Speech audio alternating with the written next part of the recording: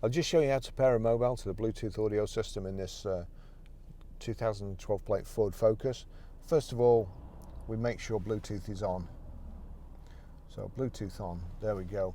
It will probably pick it up straight away because the Bluetooth is switched on. It's picked up one of my digital cameras here, and there it's hands-free. That'll probably change to Ford Audio, something like that in a second. There you go, Ford Audio. So all I need to do now is click Ford Audio. Please enter the PIN which is shown on the radio display into your mobile phone.